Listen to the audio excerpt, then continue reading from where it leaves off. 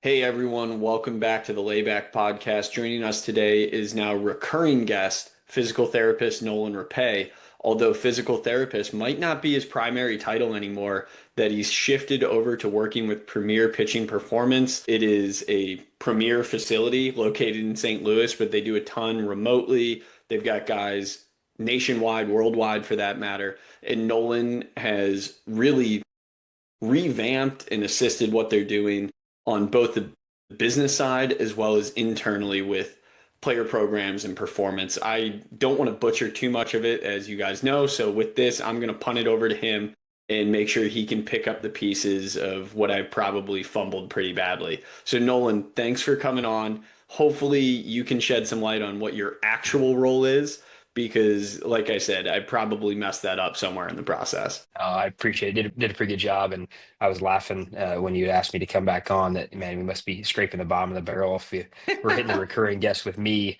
kind of starting that off a little bit. No, but obviously have a ton of respect for what you guys have built with Flex Pro, and big fan of it. Been a big supporter of it really since I found out about the product itself. I think it's been fantastic.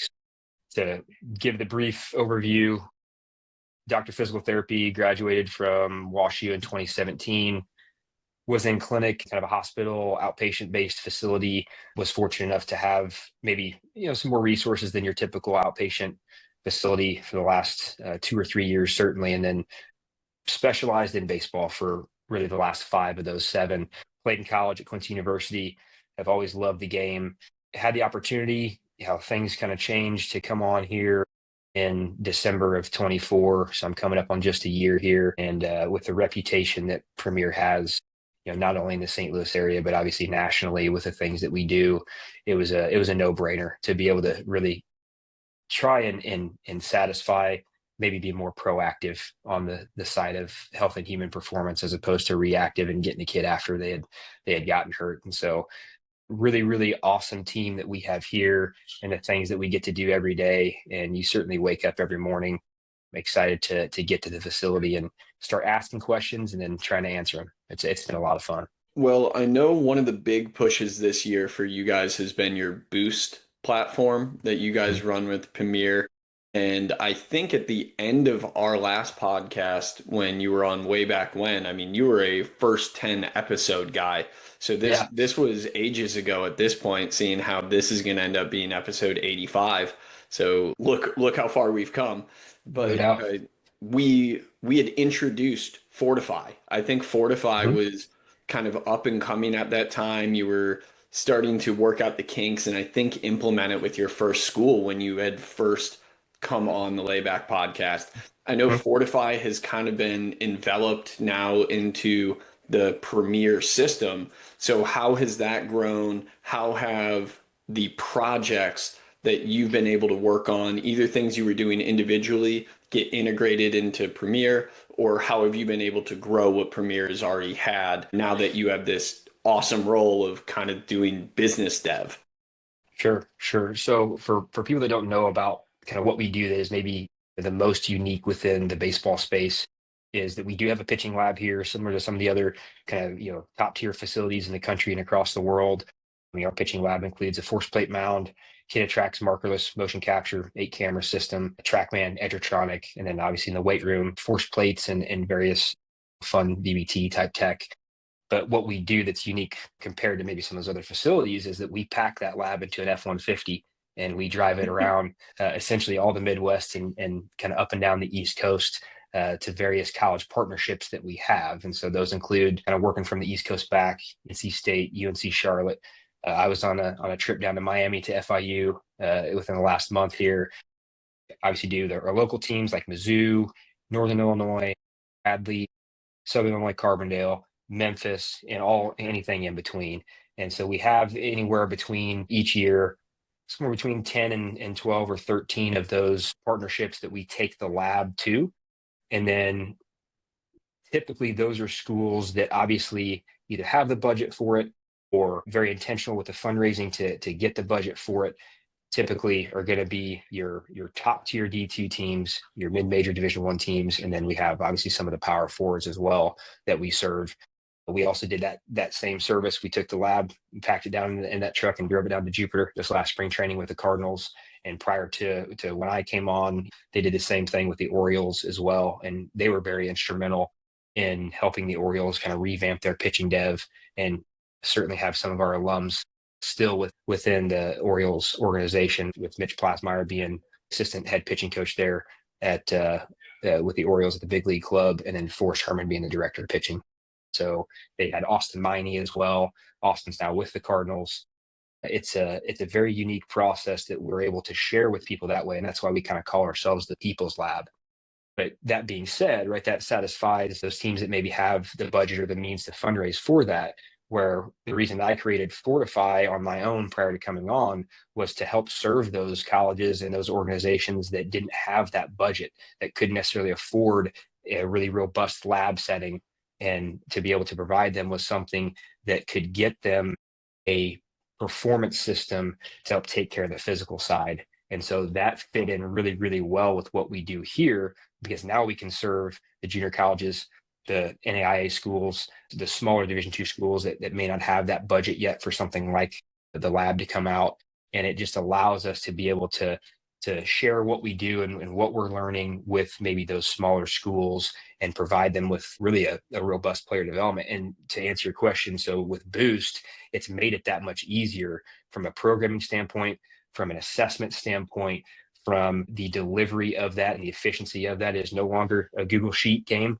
It is them having an app on their phone that has everything all in one place. And we also have various tools within that, even for the Fortify schools, whether it be Tracker, which is a way to more objectively track throwing workload. We've got various reporting systems. We've created reports for Rapsodo and FlightScope and TrackMan and Blast for these schools to be able to bring everything all encompassing, again, even at those small school levels, where they get the technical, the tactical, the physical, to be able to leverage with their guys from a development standpoint. It's been awesome.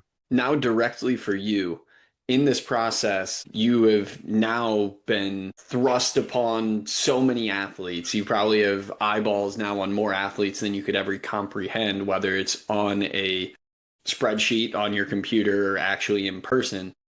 What is the biggest or most surprising thing that you've learned over this past year from a baseball perspective? So not like, wow, like we really needed to do X thing to scale our business. Forget now about business development.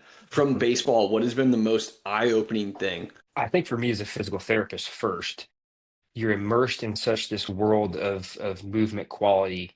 And certainly with our baseline education as physical therapists, we are very undereducated on proper tissue loading strategies. For me, and being here and seeing things now first through a performance lens, and then now having the ability to objectify so many of those different pieces of that, you realize that performance in and of itself, and in improving somebody's performance output, actually is a massive health implication. And making somebody and creating better output for that athlete, whether it be on the force end, whether it be on the velocity end of the spectrum, has such profound implications on their biomechanical profile, whether it be on the mound and in the batter's box, that then has influence on not just their performance, but their health overall. And then being able to distribute force across the entire system, as opposed to focally loading one tissue or one structure. And that output is such a key piece of that when we assess, right, we're going to assess in the weight room and on the treatment table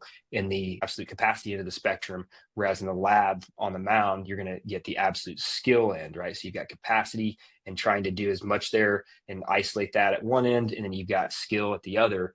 And realizing how many athletes that we think may have the physical capacity necessary to perform what they do on the mound, because the output on the mound is so profound. You realize that they're just very skilled. They get themselves in positions biomechanically, and they transfer energy well enough to then achieve that output. On the physical side, they're doing it with maybe some suboptimal, whether it be mobility, force, power expression, all of those things. And so it really has opened my eyes to that world of enhancing force output and enhancing the output in the weight room, and the health implications that it does have in a positive manner on the mound. And what are the top ways that you guys are tracking this? Obviously, with injury, it's simple. Did you get hurt or did you not get hurt? And you have that feedback kind of running throughout a season or throughout a year.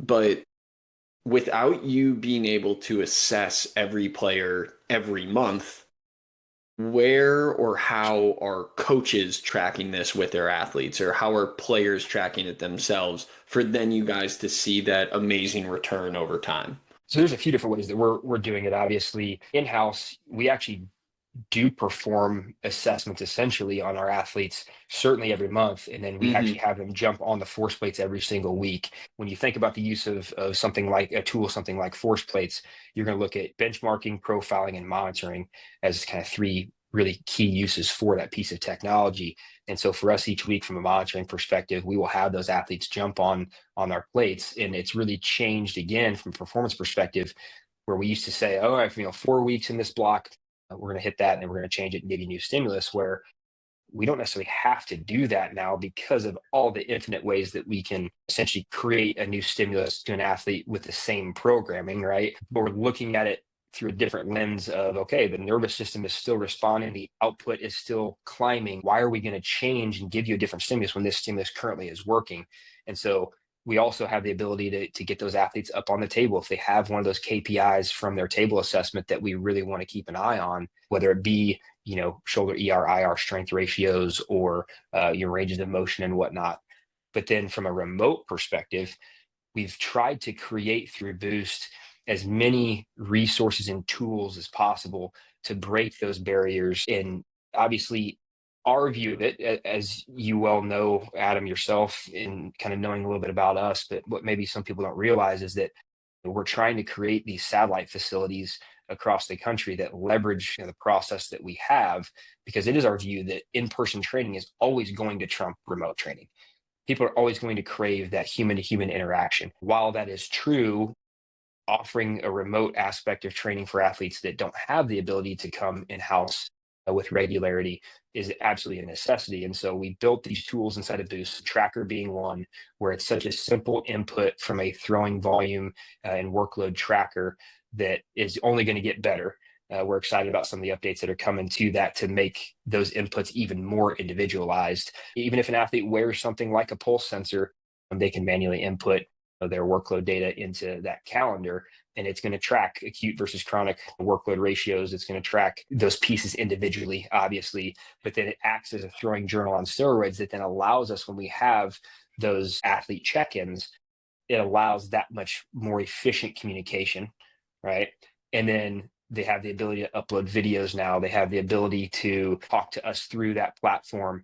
But even, again, thinking about improving the athlete experience overall, is in-house. We talk about a lot of facilities having these and organizations having these very siloed approaches, where that communication, because everything is all in one place, that if athlete has a conversation with Jacob Claspiller, our high school director of pitching, it's in there, and I can see that. And especially if it's flagged as something that has pain associated with it, then it allows us to have that conversation with that athlete right away. And when it was first rolled out within this last year to our athletes, it was always something internal that we were doing from an assessment standpoint. But when it became something that then delivered their programming, it was very cool to see the conversations that we were able to have with those athletes, because again, everything was all in one place. Where I'll never forget one of our athletes who's now at one of our Division I schools, and he talked about how he had thrown a pen coming off of injury. It was actually a Flex Pro user via Mr. Denton McNamee when he was still working at his facility there. He talked about how it was amazing that he was able to come in that next week, and 4 different people that he hadn't talked to yet were asking him, "Hey, how you feeling today? How's the arm feeling?" And that to me is so important when it comes to not obviously just a facility like us, but an organization, to be able to break through those silos and having everything all in one place. You've seen it. We have some pro orgs that are still delivering programming through Team Builder, and then they're communicating through a different app from a communication standpoint. And then there's another app that may have medical or assessment data in it, where it just makes sense to have it all in one place. And that's essentially what we've started with Boost, and it's going to continue to get better with some of the things that we're building right now. Awesome.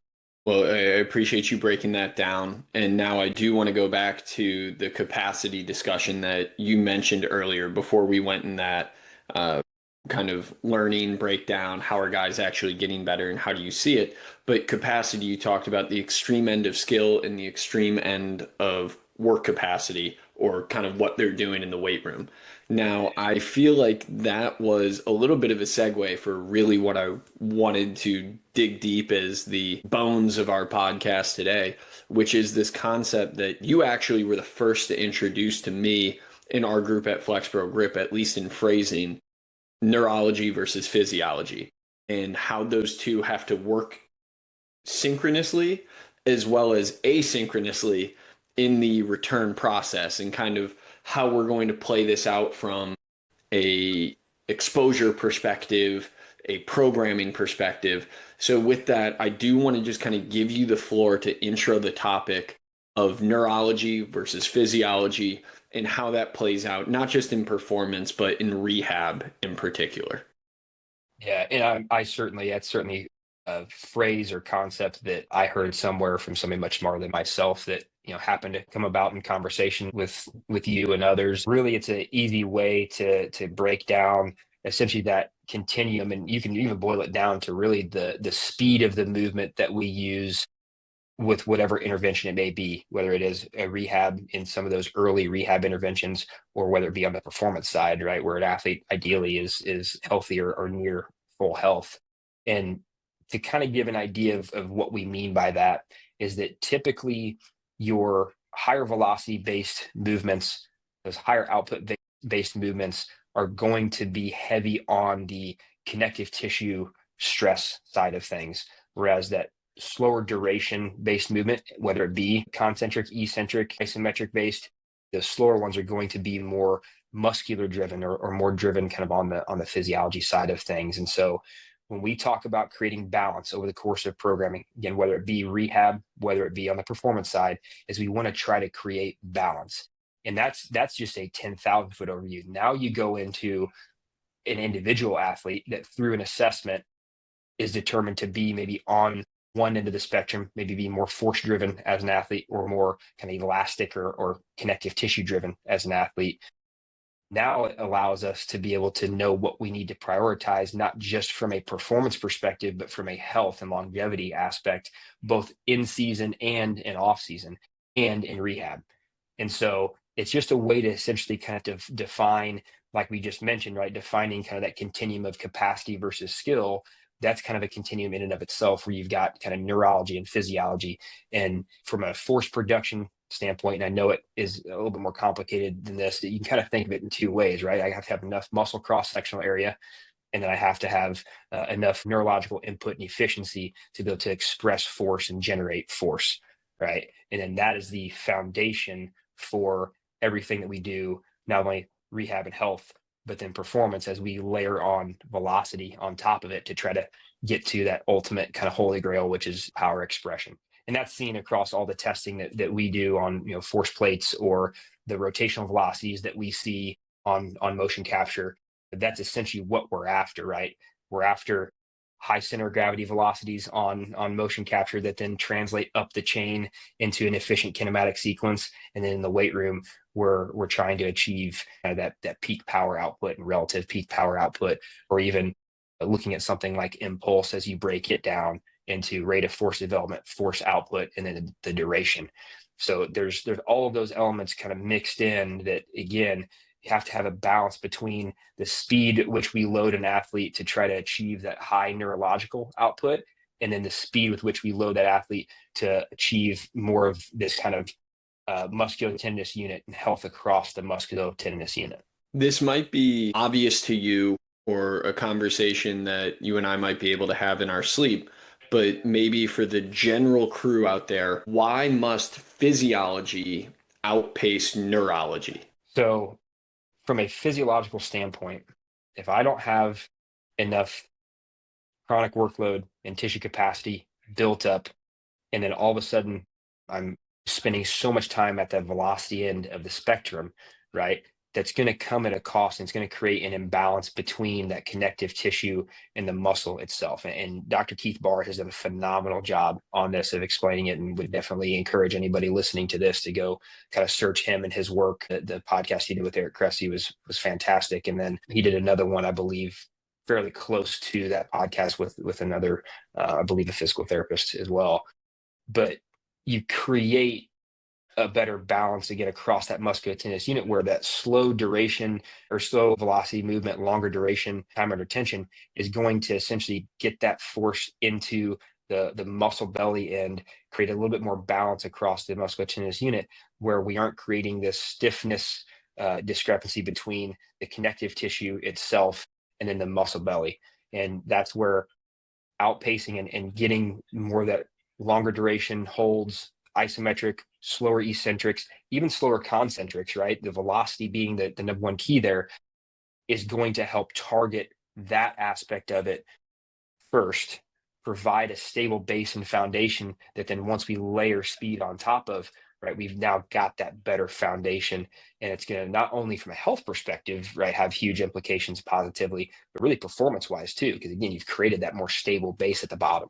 First, I want to address maybe one of those podcasts. I think almost even better, or I say almost, I think it was even better because it was more in depth, but also spoken at a very conversational level. Keith Barr appeared on the Tim Ferriss show, or Tim Yep. Ferriss, and I guess Tim is kind of a recreational rock climber to an hmm extent. So they got really deep in the weeds on this stuff. And if I'm not mistaken, the episode is damn near 2 hours long. If It you is. want to Yeah. learn anything and everything about tendon loading on a conversational level, that is the best place to do it. So Keith Barr on the Tim Ferriss or Tim Ferriss show, I don't know how it's pronounced. Apologies to Tim. If you want to come on this podcast, I guess, and address how to say your name, fine. Open invite, I think. But not sure how much you know about baseball, but maybe we can figure it out along the way. But yeah, so I wanted to address that piece. Then kind of what you're saying about those loading strategies. When you were walking me through it, what I pictured is now something that a friend of ours, the physical therapist at Driveline with athletic potential, Dylan Newcomer, talks about often, which is the Bondarchuk pyramid. That's very difficult to say and too many vowels and consonants and weird places for my naive tongue. But almost just doing the GPP stuff on the bottom, checking that box before we go into the next category up the chain. So I don't know if that is a moronic simplification of what you just walked me through, but that's right where my brain went to. It's a great representation of it. And obviously the fellows there, Bryce has been doing an amazing job, especially of educating people through social media about really what we feel like now is a shift, where certainly here we have taken that. Austin Risch, who's one of our other performance coordinators, Jacob Classwell mentioned, is our high school pitching coordinator, have done a phenomenal job. And it fires me up every time we get to watch. So the way that we structure things here for our athletes in house is very regimented schedule wise, because we try to keep those class sizes small. This was the first place that I had ever been in a private facility like this, that when I walked in and watched the first bullpens being thrown, that first time that I was here as they were being thrown, it was one coach and one mound. That was it. We have two mounds, but one of them is just kind of a paperweight right now, and then we have the force plate mound that gets used, every single day during those times of the year that we have guys off the mound. The way that they do that is phenomenal, right? Because of the scheduling and everything is regimented so that your time is your time. But as they come in their small groups to do their throwing, we have what's called a movement of the day. And if somebody is a baseball coach or somebody within the baseball world for the last few years would walk in and watch these kids crawling around and running over small hurdles, or doing like Dion's over small hurdles that then they have to jump onto. They did something the other day where they lined up into two teams and did they had to be in like a quadruped position. They slid like a cone to each other and did this relay race. It is phenomenal. And it's what you're now seeing. A lot of these more forward-thinking professional organizations like the Cubs, the different prep. We have a Cubs, hopefully 40-man this year, in-house here that part of his warm-up is to juggle. And so you get that neurological aspect, the coordination aspect that we understand from a motor learning perspective is so important. And that GPP, to go back to what we were talking about, that GPP that we're talking about in Bondarchuk's bottom of the pyramid being GPP, is exactly that. My job, our job on the performance side, is to create the best athlete that we can. And then through that, it allows a skill coach to have more movement options or more options from a coaching standpoint and a skill expression standpoint to get that athlete to do what they need to. Not to mention the health aspect of that too, where we know now that the repeatable mechanics is relative, right? There are tiny iterations that take place from the point that I start my movement, let alone get that baseball out of my glove and into release point. There are so many minute changes that take place that the better athlete that I am, I have more options as I go from point A to point B to get that baseball from point A to point B and have that consistent release point across my entire arsenal that doesn't necessitate me to load the same tissue in the same way over and over and over again, where I have, again, more movement options. And that's what that GPP does. And by creating that better foundation and treating the athlete like the athlete, when we have parents call in and inquire, we certainly take the attitude that, like, we are not doing baseball specific anything on the performance side really anymore. We're doing athlete specific. And that's why the assessment process is what it is to create a more athlete specific experience, make them a more robust athlete, right? And that then gives the skill coach more options. I love when Cody Fick, who's our director of pitching and has experience as a Division I pitching coach, Division I player, a pro player himself, when he talks about his early years of coaching before understanding the impact on that the physical side has on the skill expression, that he'd be trying to take an athlete through a drill, whether it be a plyo drill or teaching them something on the mound or pitch design, and he'd say it 16 different ways and the athlete couldn't do it. Then he'd finally throw his hand up and that kid's uncoachable. You just can't do it. Or he'd be really going back to the drawing board when now he realizes that that skill expression is a byproduct of what our body is capable of. So it always kind of goes back to the physical. And that's where that GPP for us is essential. And GPP, people used to think, oh, okay, GPP, squat patterns, lunge patterns, hinge patterns, blah, blah, blah.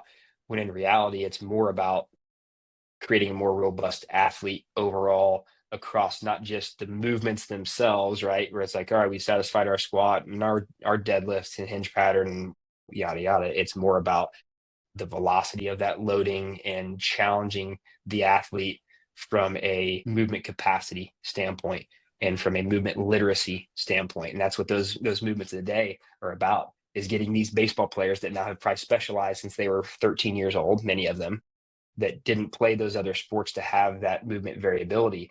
It's our job to create it.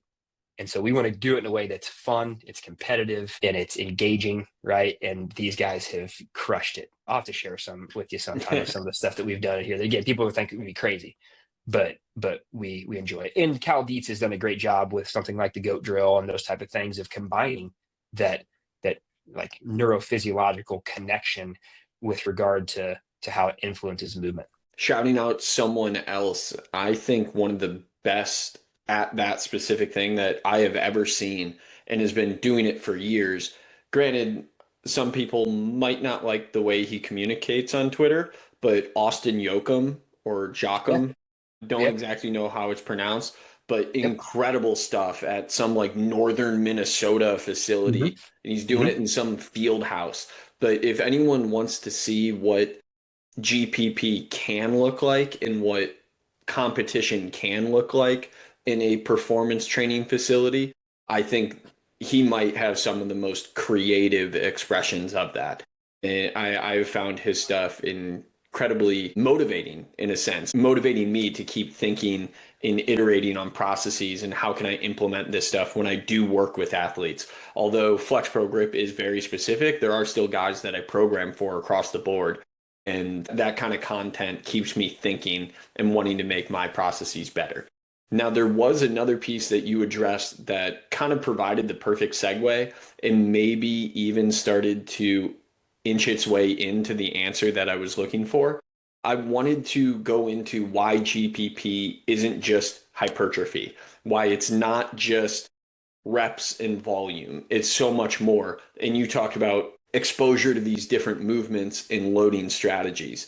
So maybe in your career, or now when you think about a rehabbing athlete, what are the necessary boxes that you need to check in that general physical preparedness manner, thinking back to the physiology concept that led us down this path? What needs to be checked in order to then pursue maybe higher or more rapid force production on the neurology side of things?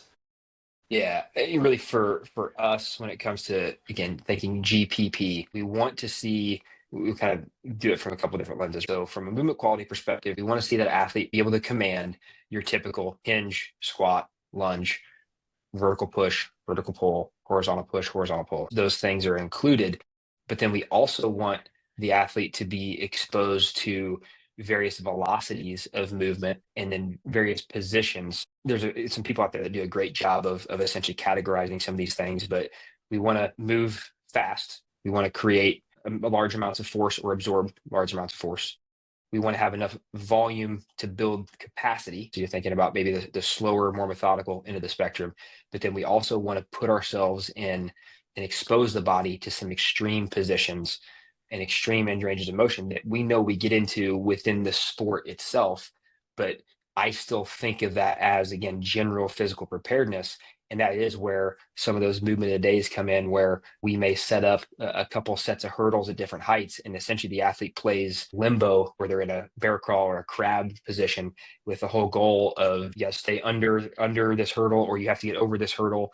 And we're exposing their shoulders and their hips and their spine, right? That's where spinal hygiene comes in, Mm-hmm. right? In that GPP phase, where gone are the days where we just felt confident enough going with anti-rotation, lateral flexion, and extension work. That should be at the force end of the spectrum, whereas some of the spinal hygiene stuff kind of bridges into maybe more the velocity end.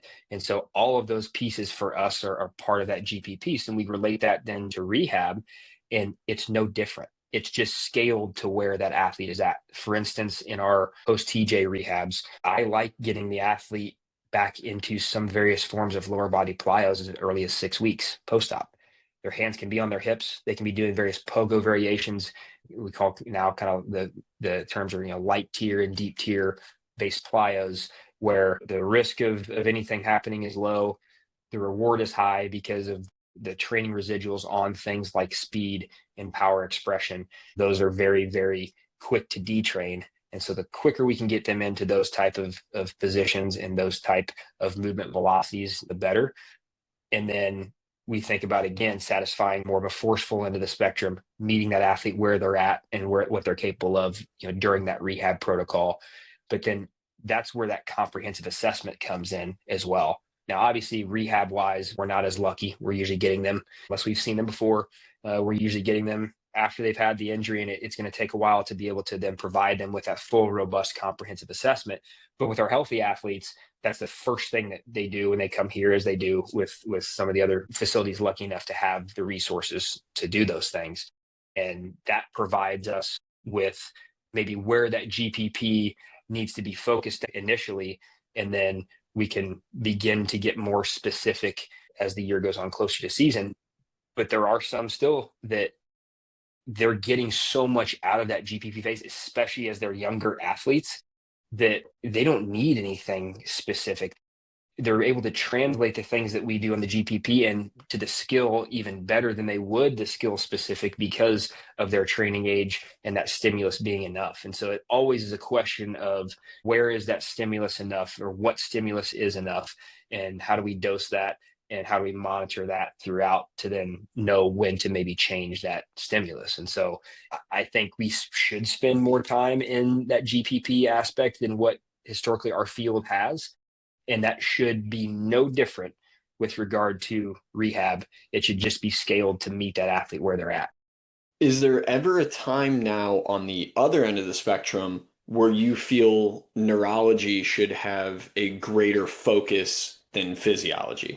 Yeah. So if you think about speed of the movement, right? If we get an athlete in that is more of that force driven athlete, you can go into all the different archetyping that you want, whether it be a narrow ISA or a wide ISA presentation, across the spectrum. For an athlete, for us, that really does satisfy more of that muscle driven athlete, we want them to better leverage those connective tissues, better leverage that stretch shortening cycle to be able to improve the velocity of that movement. And that certainly is one of the biggest, as we go down our kind of flow chart and bucket list for our athletes, that is one of the top ones is really, are you more of a force driven athlete, or are you more of a kind of an elastic driven athlete? And again, there's various names for those, however you want to look at it. But power expression is the holy grail when it comes to baseball. It is played at such a high speed, obviously in the batter's box where it's reactionary to what's coming at you, but even on the mound as well, from those rotational velocities that we see each joint incur. So to me, that's the holy grail, and we need to be able to express that in a way. So if we see an athlete that tends to be more on that force-driven side of the equation, dosing them with more of that neurological based output, the higher speeds, quicker reaction times, those typically pay dividends. But we can't lose sight of the fact we can't necessarily spend way too much time at that end of the spectrum without coming back to what maybe their superpower is. And so understanding what levers to kind of push and pull, again, is part of that comprehensive assessment approach that we take here that is drawn from the biomech in the lab.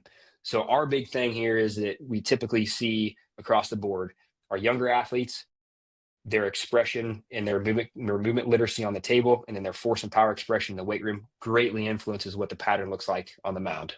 Now, it still does as we get to our higher training ages, but from a programming standpoint, I'm going to leverage and program more to what I see in the biomech lab, or what I see as a need from the biomech lab in my performance programming, if that person does check the force expression, or the force output and the power expression aspect of that capacity versus skill into the spectrum. And we're really going to lean on the patterns we see in the biomech to then influence maybe some of those training strategies that we use, whether it be positions or velocities that we load them at in the weight room. And so that's where that neurology piece of it comes in, because it certainly is important. And then obviously you guys' product and the way that you have some of those higher contraction speeds, depending on the protocol and the time of it, is addressing that neurology aspect of it too, and improving that firing rate. And that's essentially what we're after as well. People are going to say time of the year dependent. Completely agree with that. There are times of the year, again, we need to spend on that. But in season, to me, is a perfect example of the need to balance out the velocity of movement, because they're playing so fast, they're practicing so fast in the weight room. We better slow some movements down once a week. And again, the volume we can manipulate to athlete soreness wise respect some of that. But the input to the muscular tendency, or the input to the system by slowing it down a little bit, vastly important there as well, even in season.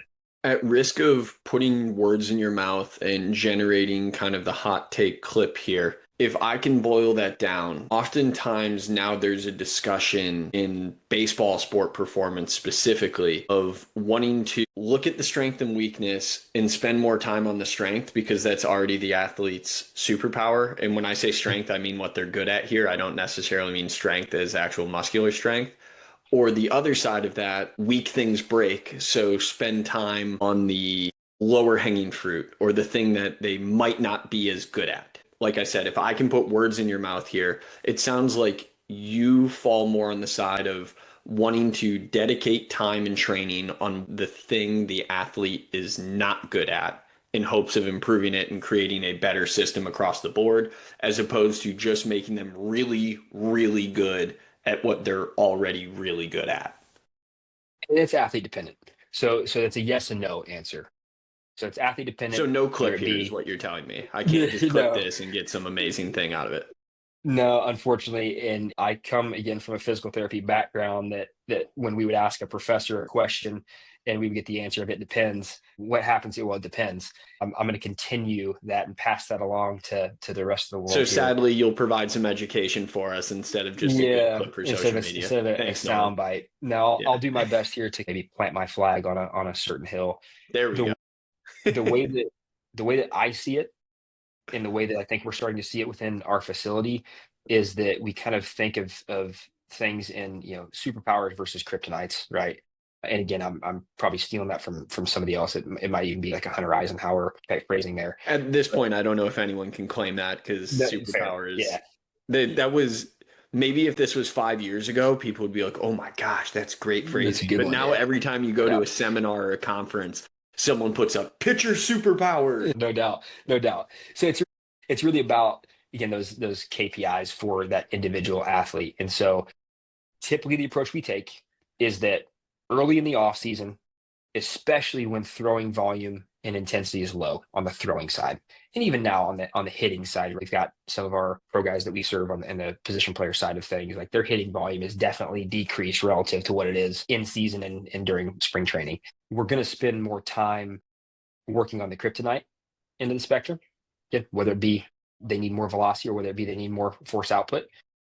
And then we're going to dose them maybe more closer to the season on what their superpower is.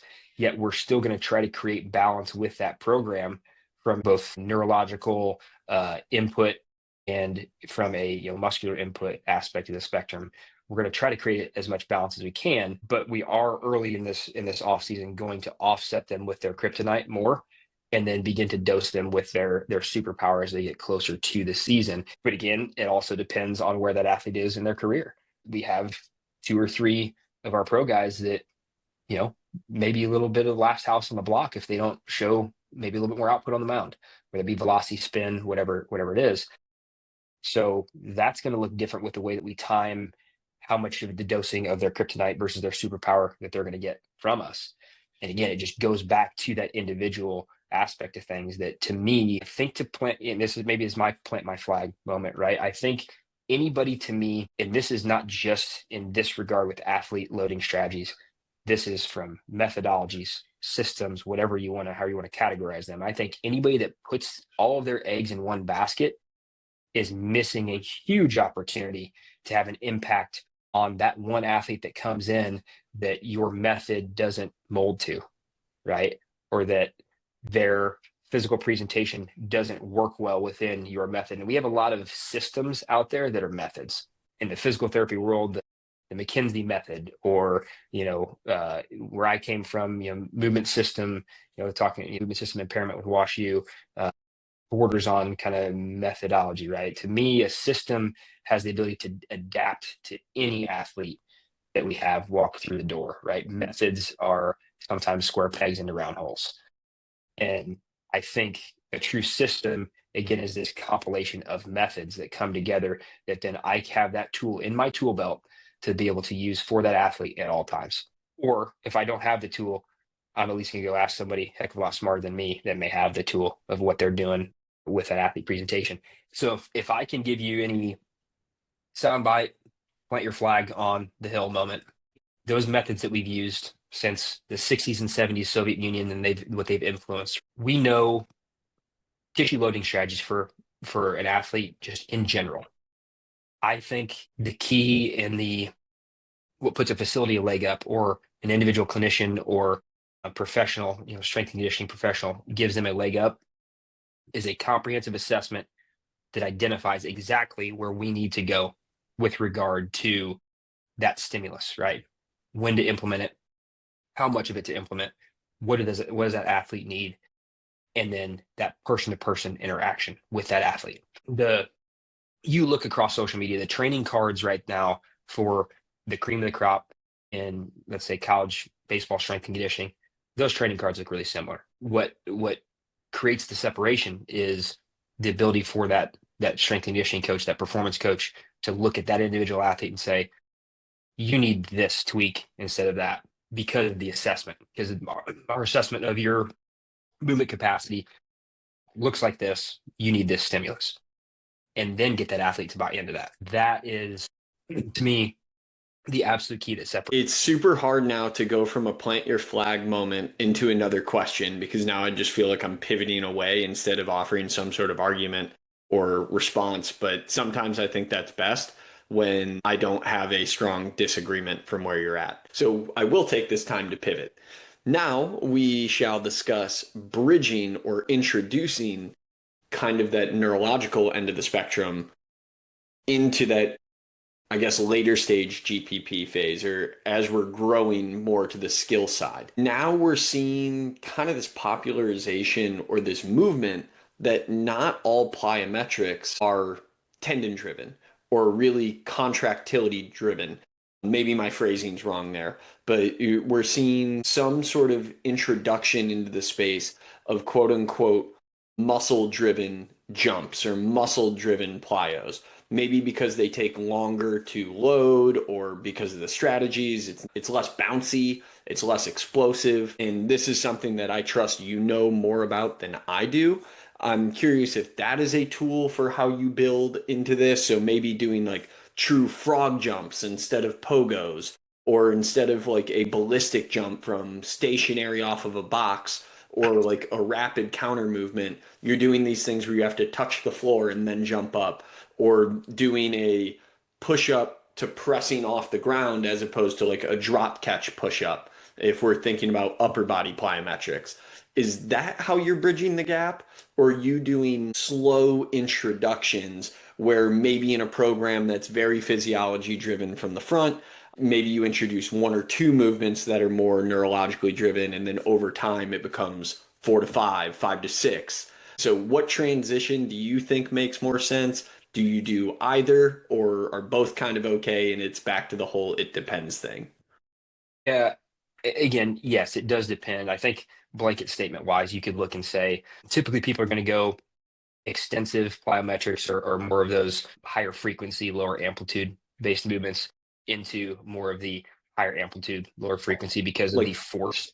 pogos, wall Right. dribbles, Yep. Into more of what would be like a triple broad jump, right? Or you max do med ball shot put situation. exactly, Yeah. exactly. Right. And so for us, we want to dose obviously based on the training age and what that athlete can handle.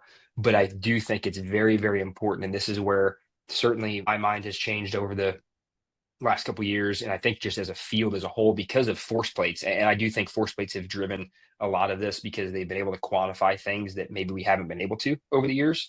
And being able to take the extensive end of it and go from light tier or kind of upright to deep tier in those deeper positions.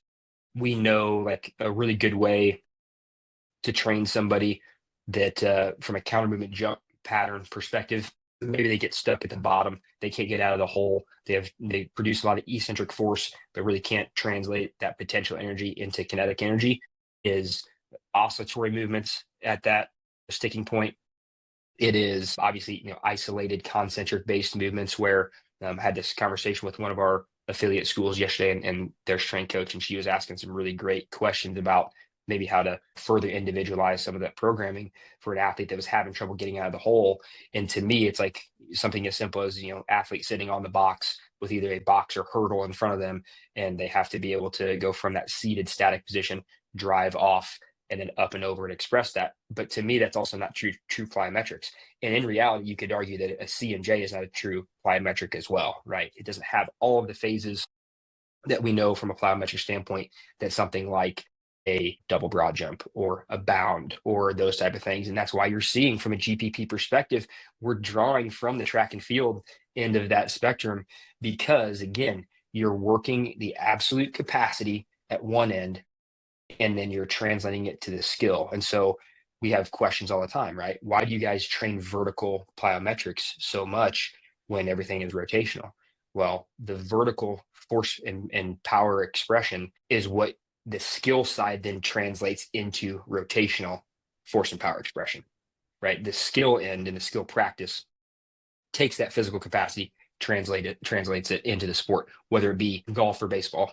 Golf is one of those that I get on a soapbox all the time about training golfers and the way that they do it, but being able to translate those general athletic qualities into that. And so to kind of answer your question of where do we fall on that and how do we go about it, we want to touch on every bit of that spectrum because again, we're trying to create the most robust mover that we can and give them the biggest Rolodex from a movement capacity that they possibly can have. And so we do want to touch on those pieces. And it just depends knowing what that stimulus may have with regard to the input on the tissue, whether if it's a rehab, especially like we've talked about a lot between you and I, and Dylan obviously is phenomenal in what he does when he educates on that is understanding what training effect we're after, understanding what the velocity, the amplitude, the frequency of those plyometrics do to that that intent from a training perspective. I think that's really good insight on a question that I did not ask very well, because I covered basically two topics and just said, here, Nolan, take this away, answer it somehow. And you could have gone either way, and neither were really that connected. So maybe I'll revisit the one that's a real head scratcher for me because it's kind of new to think about. And that's that muscular driven quote unquote plyometric. And that's probably, I guess, when you get into the actual breakdowns of those two things, that's some sort of an oxymoron, putting muscular driven plyometric into something. But you're seeing coaches program more like frog jump style things that do require a longer load or a deeper load prior to the expression that we see as a jump or as the quote unquote explosive phase. And when I was trying to ask the question, which those two aren't mutually exclusive, like you can have both in a program at the same time, which is why I said my question phrasing was so bad. But can you now educate me as well as the audience on kind of the purpose of that kind of loading? You started to touch on it with the oscillatory loading, or trying to figure out where an athlete might be struggling and why you would introduce it. But maybe why do you think that is just coming to light now in the strength and conditioning space, especially in baseball, for that being a tool that is now being used? Yeah. So to answer that question, to me, what you're doing in those deeper positions, right? We're taking, the entire musculotendinous unit, right? Lengthening it out as we get into those deeper positions, and then working a speed of contraction at these different lengths, right? That we know, again, that they may need to get into. And that's why you start to see some of those, like, let's use the upper body, for example, where I'm going to take a flat bench on each hand, go into a deeper base kind of push up, and then oscillate in and out from there. What I've done is I've lengthened that anterior aspect of the pec and the shoulder, and I'm getting into more like scapular traction, right? So now you're getting some input from the lat and anything in between, where I'm going to then create that contraction from a big lengthened position as opposed to mid-range, where a lot of that stuff would live. And so you look at a counter movement for an athlete, which is for us a big thing that we look at from a counter movement jump, is what's their counter movement depth strategy and how does it influence the outputs and the velocities that they move at. It tells us a story about what that athlete's comfortable accessing. So not only from a health perspective, just from the physiological, neurological, but from a comfortability and accessing, because really our body is only going to get us in positions it's comfortable in and feels comfortable accessing subconsciously. And to then expose that body to those deeper kind of like stretched type positions is really key. And again, it goes back to that whole GPP principle, is we're just trying to expose the body to full ranges of motion, work contraction speeds across that whole spectrum as best we can. And then the big thing, again, you talk about maybe soapbox moment, is our inability or our lack of willingness to load the upper body of our pitchers is crazy, absolutely crazy. And you look at the forces, the velocities that upper body goes through to make one throw, and for us to not expose that over the entire spectrum, both from a positioning standpoint and mobility stability, but from a force output power expression, is crazy to me. And yes, do we have to be smart based on the athlete presentation? Absolutely. Again, that's why they go through an assessment process. But we know where that athlete needs to get to. Therefore, we see it especially egregious at maybe some of these levels of pro ball, where you've had an athlete that has had success, they've got some tread on the tires, and you get them in and you run through an assessment, like, yeah, lower half wise, you score extremely well, but then we drop you into a plyo push-up and it looks like the wheels are falling off a little bit. Their velocity is down and they've had aches and pains, and it's like, well, yeah, no wonder. But we're so afraid to load those athletes appropriately. That's where we will take that approach with those athletes, where they are going to get in those deeper positions and load. And again, with the proper velocity and loading strategy for that particular athlete. But it's non-negotiable for me. And we are going to overhead press those athletes within reason, within the confines of their access to shoulder flexion. But they have to. They're working them across that whole range of motion and across the force velocity kind of spectrum. it's non-negotiable for me. And with this, I'm going to make one final pivot. Thank you for going into all that, Nolan. Very enlightening for me. Like I said, this has kind of been a new programming exposure for me. I'm trying to better understand it, better comprehend why I might program it for someone. Because I can look at it and be like, this makes sense. This is another movement that is probably necessary to learn, but I needed to talk to someone like you to actually figure out the correct implementation of it and what impact it can have on the body. So thanks for shedding the light there. Well, and you think about you guys' product, right? That already does a really great job from a protocol perspective, but then just the physical device itself of putting athletes and prioritizing a whole robust, set of exercises, but even changing length tension relationships of the wrist or the elbow or different things like that can have implications on essentially what the athlete is, or what the body itself, the stimulus that it's experiencing. Again, it's changed where machines were the devil and everybody had to use free weights in the sports world, where it's like, no, I mean, the way that we elicit hypertrophy is to tell the brain, is to take the tissue to failure, which then tells the brain that I need more tissue. And to safely do that, machine's the safest way to do that. And so like just changing the way that we think about that, it's really the stimulus that is the most important, and that the exercise, I always liken it to a golfer, and I enjoy golf, so this may not resonate with everybody, but when a PGA Tour golfer goes to pick the shot that they're going to hit, they work from the green backwards. They'll pin location, they'll go the wind, the lie that they have, all that. The last thing they choose is the club. And to me, that's the exercise. All those influences from the green backwards. So what's the athlete presentation? Can they produce enough force? Can they produce it fast enough? Where do they lie on that perspective? What's the athlete structure look like? What is the time of the year, which typically is maybe the most important, right? Time of the year, and just working your way backwards, that the last thing that I choose is the specific exercise. And I know I'm going to load that exercise because it is the last thing that I choose. And that's essentially what I think we need to maybe get to as a field, because that's all the body doesn't know bench press. It just knows force and velocity. Well, there was the soundbite we've been chasing. So thank you, Nolan. Appreciate Yeah. that. That was a good one. And also, I appreciate you for slapping me in the face, because I think I was just confusing the forest and the trees. I've been using that phrase a lot lately. So hopefully someone doesn't flag me, because that might be 3 podcasts in a row that I've said that now. But you talk about specifically with our device, and it's so funny. You're like, yeah, you're 100% right, because we see decreased force expression when guys move into a more supinated hand position. And we've made, or we are in the process of producing research and literature surrounding that, going back to torques and what the arm experiences throwing a fastball versus a breaking pitch, which I know you know. And it's just like, wow, Adam, like you have that the whole time. Why wouldn't it be the same thing when we talk about positions or movement strategies with all these other exercises? So thank you for enlightening me on something that was right in front of me the whole time. Like I said, I Well, was staring but at a it's something. tree and I couldn't see the forest.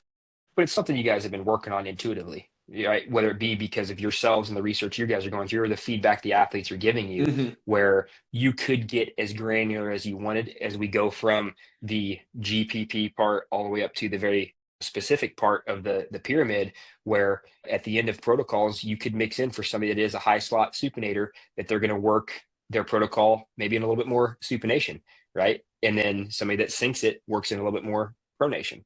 We have those reports of those athletes that when they get into more pitch design sessions, those first few pitch design sessions of the year, there are certain athletes that have that lateral forearm bark at them a little bit from a soreness perspective, especially if there are somebody that maybe is more of a like a changeup oriented or sink oriented pitcher, where they are turning it over, where the eccentric forces on the lateral side of the forearm are kind of helping to slow that down a little bit as the flexor pronator contracts. Being able to change the protocol around a little bit and give those athletes more options is again why I think it's so fascinating that the product itself is what it is, because of the avenues that it could go into. And that's where you begin to mix the art with the science, and why a skilled rehab professional makes a lot of sense to work with in the process, or a skilled coach, because it is a tool, right? FlexPro Grip is a tool, and you can use a tool for anything.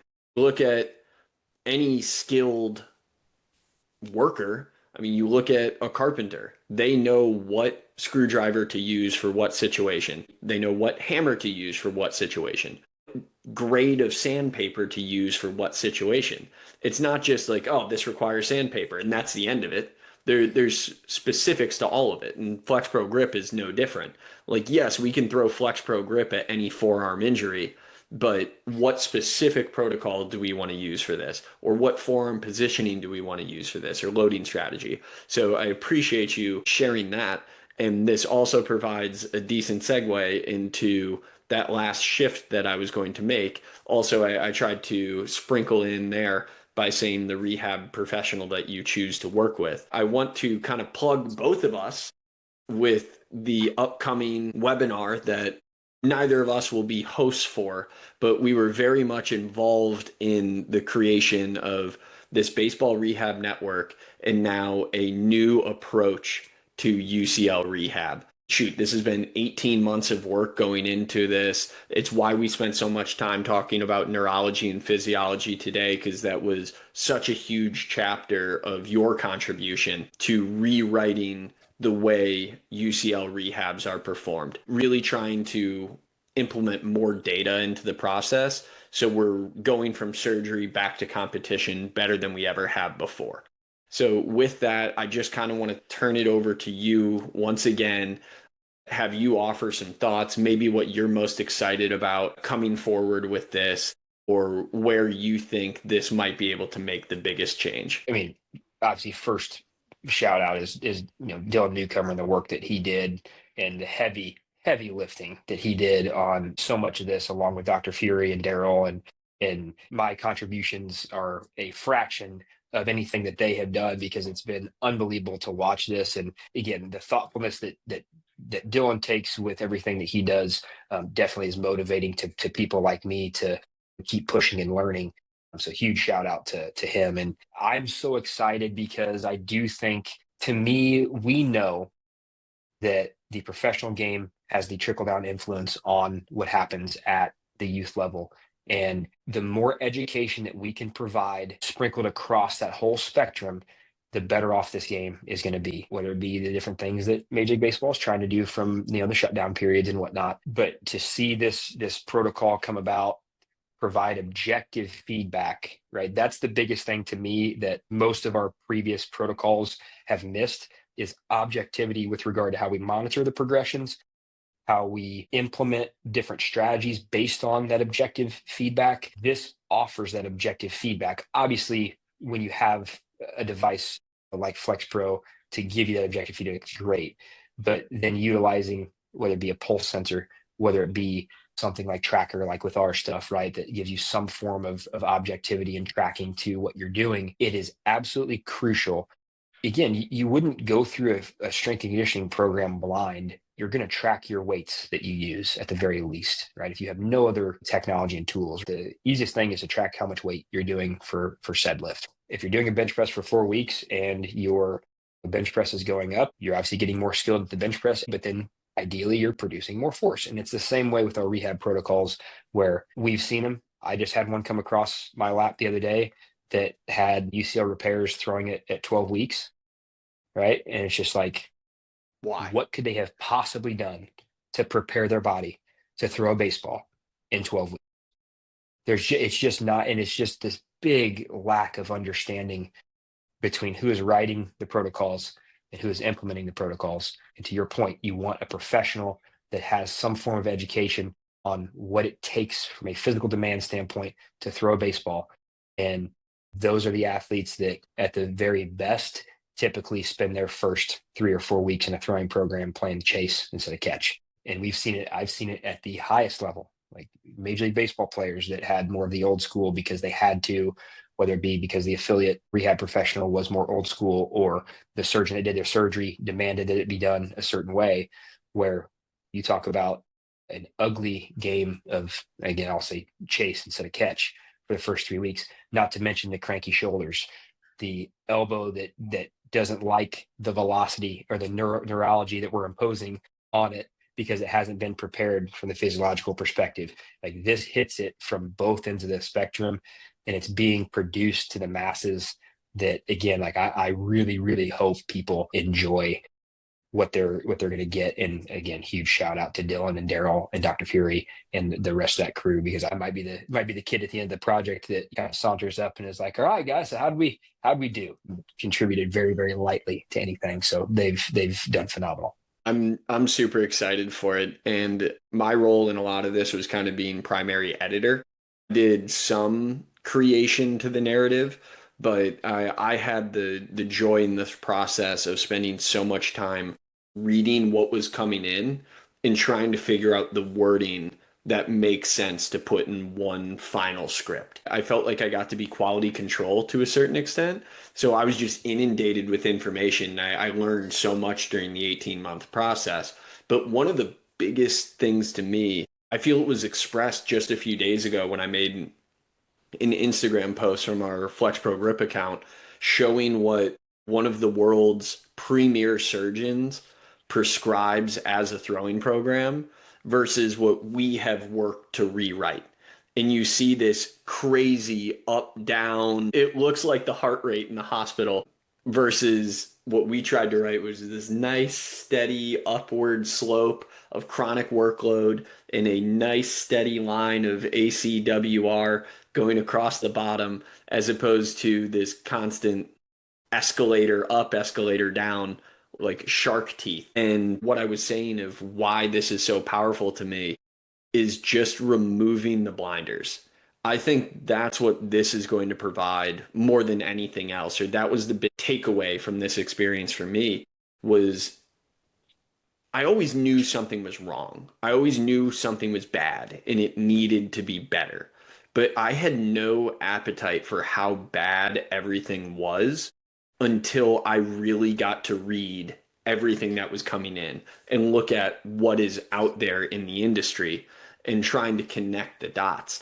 And I feel that post from the other day was kind of, I don't know if it was the appetizer for the industry to see it, but it didn't have a crazy amount of likes for maybe what influencers get, but for what we get in kind of like a small social media account, that thing went crazy. And I mean, people were saying, my elbow hurts just looking at this program, or I had to pick up my jaw from the floor. I mean, that's how I felt when I first saw it. And to think that's what's being prescribed by the world's best, like that's insane to me. And we need to do better. And I think October 28th is really going to be a major step in that direction. So being a part of it for me was an honor. I mean, it was awesome working with you in the process. Like I said, the neurology, physiology piece was so huge and incredibly enlightening. And just the phrasing made so much sense when you introduced that and brought it to the table. So your contributions to that chapter definitely put us in a better place.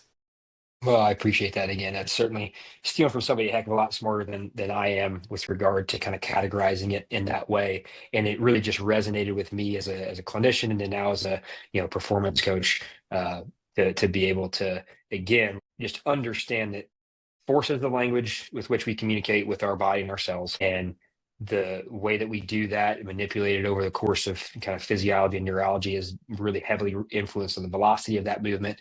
And then being able to manipulate that over the course of the year has been huge. And that post you even shared, Austin Marchesani's post, who Austin's actually now one of our coaches, so with Premier. So that's going to be awesome to have him on, and his contributions to something like Tracker for us are going to be huge. He was a former intern of ours, and then now he's going to be on with us, so we're excited to have him, and he's going to certainly make us better excited about that. But yeah, an honor to be a part of the project in any small fraction that I have been, and to rub shoulders with you guys and the likes of Dylan and Dr. Fury and the rest of everybody who's contributed to this has been phenomenal. I'm excited for people to read it, to see it, hopefully tune into the webinar. And I'm hopeful that it's going to spark a lot of good conversations. And I certainly am one of those people that I seek out those conversations. And I heard it somewhere that, I think maybe Eric Cressy said at one time, that you seek out the opportunity to be the dumbest person in the room. It doesn't take a whole lot for that to happen to me, but I enjoy doing it nonetheless too. So I'm there all too often, but I certainly come out better from those type of conversations. So that's my big challenge to anybody else that sees it or sees this episode. If you don't like something that was said by me, or you see in the protocol, or you do, or anything in between, like don't hesitate to reach out because we certainly are better for those conversations. With this episode itself coming out, let's see, let me get my dates right. With this episode itself coming out on October 23rd, you'll have a few days still to register for the free webinar. I'm not trying to sell anyone on anything, but it is a free webinar. The link will be in my Instagram bio. It's in my Twitter bio. I say the Flex Pro Grip account. But if you can't find it, just reach out. We'll provide you with the registration link. We want everyone and anyone to get involved. As Nolan said, seek out opportunities. We're not trying to claim to be the smartest people in the room. This is just something that we put a ton of work into and would love to discuss it with the masses and show the work that we put in. Now, last ask for you, Nolan, because you are now with Premier. I know your direct social media hasn't changed, but I want you to plug your social media as well as Premier's in case anyone wants to get in touch directly with you or your crew. At Premier Pitching is our social. A lot of good content on there about the things that we do from an assessment standpoint. Again, talking about kind of going back to that comprehensive assessment and the different things that we do. And we're very, very proud of it. It's something we continue to work on every single day and leverage the tools that we have to make that assessment more robust. And kind of on a personal note, I'm looking forward to getting back to maybe hopefully treating some patients here in 2025, late 2025, early 2026, as I've kind of been more on the performance side here this last year, getting back into treating some patients in some capacity. So I'm excited for that and get to get my hands on some patients again. And your accounts, Nolan, don't sell yourself short. My own account, you're going to get an insight into my relationship with my own social media, is my Instagram is at Nolan.Rappe.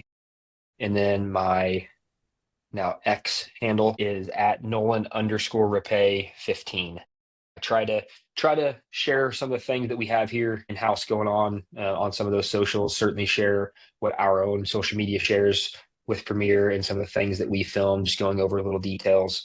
But it's a great place to strike up conversations. I have met so many awesome people through social media, yourself included. And it's definitely sparked a lot of relationships that have made me certainly better as a person and clinician and professional. And that's what it's all about. And one final jab at Nolan now that I've hyped him up for long enough on this podcast. If anyone is looking for, I won't call it a drinking game because we don't necessarily condone that here. So we'll call it a hydration game. If you want to enjoy yourself, listen to Nolan's social media, and every time you hear the word capacity, take a sip. We got to get deep into thesaurus here to find something different to cover that. And it's funny because I think I messaged you the one day and I was like, You did. Holy cow, I don't realize how often I say the word capacity. It's disgusting. And I even mentioned, I was like, hopefully nobody's playing a drinking game because we're gonna have a bunch of really drunk humans listening to I the had podcast, to reuse your which own honestly joke. might make it better. It might make it better if they are drunk or watching my videos. So yeah, not that we condone drinking, allegedly. Hydration. So hydration, exactly. Make your electrolyte mix and then start the game. Yeah, and maybe have a few extra on hand because you're going to go through that pretty quick. Well, Nolan, this has been awesome. Thanks for sitting in for me to grill you. Thanks for being a recurring guest. As you know, your obligations, it requires you to come back at any time I ask. That is part of being a member of the Layback family. And thanks for letting me make fun of you for that last 30-second bit, because I guess that's what's owed to me after propping you up for the previous hour and a half. Brother, if I can't laugh at myself for some of the stuff that I do that is borderline stupid, then it'd be a pretty boring life and I'd be a pretty unhappy human. So no, I appreciate everything that you've done for me and appreciate the opportunity to be here. I'm definitely swimming in deeper water than what I'm used to and being on something like this. So by all means, I appreciate everything that you've done and having me back. Well, this was amazing once again. I appreciate you and I appreciate our friendship. And to all the listeners out there, thanks for laying back with us.